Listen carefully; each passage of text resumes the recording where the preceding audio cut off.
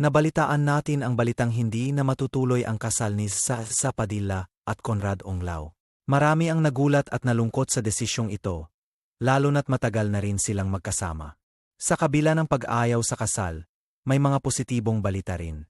Mukhang handa na si Sa na muling harapin ang kanyang passion sa pagkanta, isang bagay na kinagigiliwan natin. Maraming fans ang nag-aabang sa kanyang pagbabalik concert, na matagal na nilang inaasam-asam. Ang kanyang boses ay talagang nakakaantig ng puso at kaluluwa.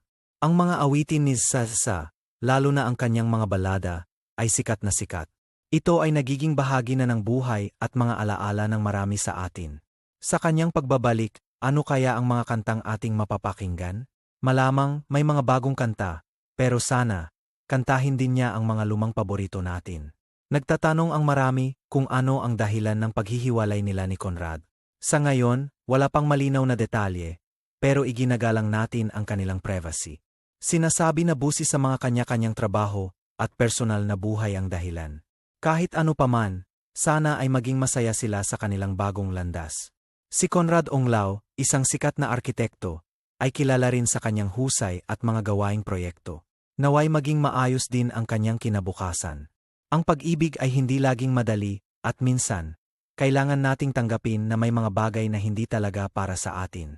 Sa kabila ng lahat, naniniwala tayo na ang pag-ibig ay palaging may lugar sa ating puso. Importante ang pagmamahal sa sarili at sa iba. Ngayon, nakatuon tayo sa pagbabalik ni Sa concert stage. Ito ang ating dapat abangan at suportahan. Ang kanyang boses ay isang regalo sa atin. Ang kanyang mga kanta ay nagdadala ng aliw at saya sa ating mga puso.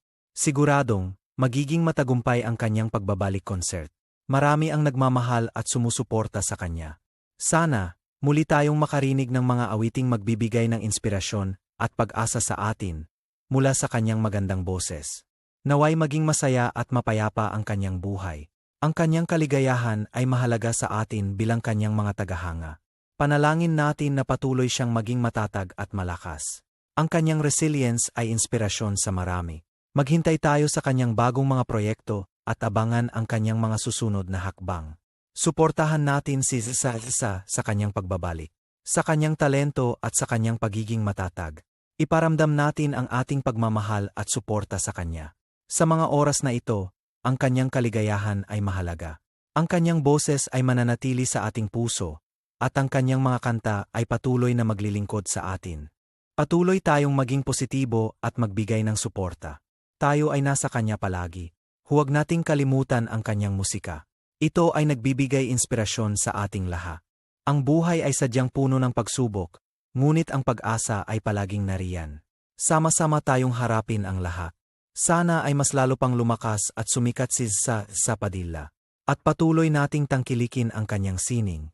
Sa muli, abangan natin ang kanyang concert. Suportahan natin siya sa kanyang pagbabalik sa entablado.